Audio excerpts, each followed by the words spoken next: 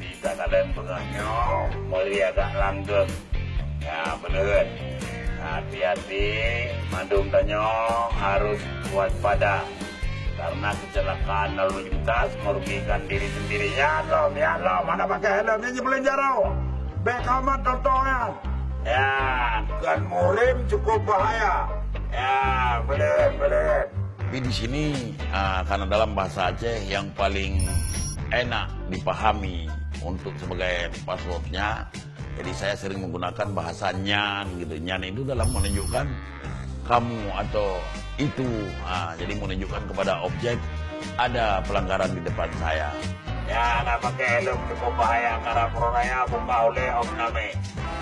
Hati-hati. Parkir begat. Jadi tanya benar kepedulian. Peduli keselamatan truk, peduli keselamatan bom. Yang berbeda orang Islam. Ya, jadi beda orang Islam peduli. Kan kali ada pedang, kali fikir keselamatan. Ya, tanya selamat, bom selamat. Ya, jadi orang Islam peduli. Paling penting peduli. Ya, sampai terjadi kecelakaan road. Apalagi karena Raya, sampai opname.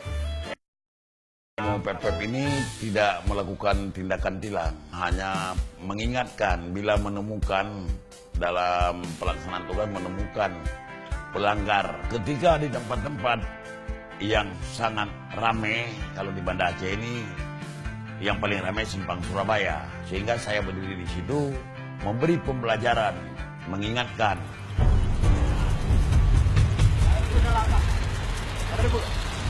Pertama anak kereta pion, anak plat, anak helm, SIM, anak jilam, iban ya.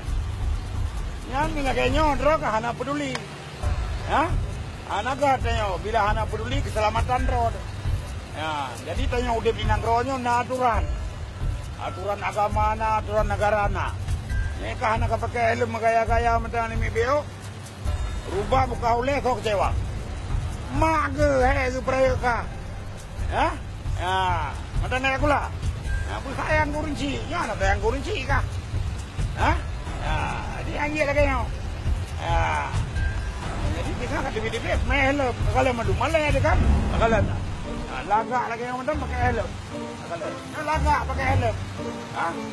Mana ni kita tak nak merubah. Ya kan? Pulang nikah anak lagak. Ya, urut dua. Pakai helm. Dalam kesempatan saya menyampaikan pesan-pesan, saya juga selalu menyempatkan untuk mendekati pelanggar, untuk menjelaskan jenis pelanggaran yang dia lakukan dan agar dia ke depan tidak melakukan lagi. Ya. Ini cukup lagak. Lagi urut kurki. Ya kan? Tapi hana pakai helm, hana tayang betul. Dia rubah buka oleh rubah. Gak ada orang lagak dia aja, rubah kayak. Yang bro-bro gitu gak ada hana pun. Ada lagak lagi roh kan tayang. Wah, tinggal dua lewat. Kan bibit kebakaran orang aja. Ya wajar dia. Lagakan lah pura-pura tu mana. Kan bangga ada macam. Ya wajar dia. Cantik ke Arab. Ya. Tinggal dua lewat. InsyaAllah. Kalau naik ikut ya. Dua hebatan. Islam cukup. Jaga keselamatan cukup. Yang baru. Ayo.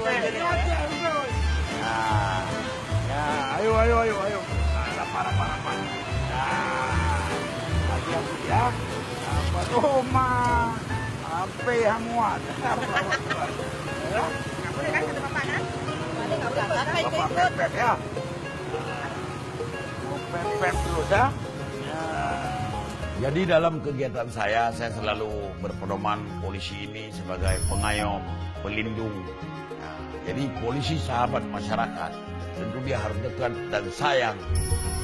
Dekat dan sayang kepada masyarakat. Jadi ketika saya melihat orang sudah berdiri di pinggir-pinggir jalan ini, karena dia masih ragu-ragu untuk melakukan penyeberang, itu otomatis saya turun.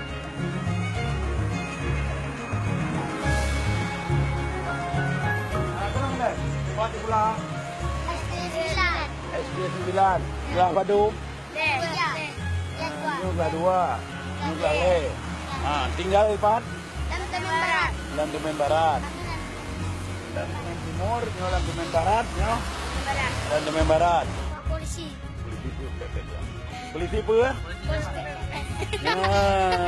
Polisi PP.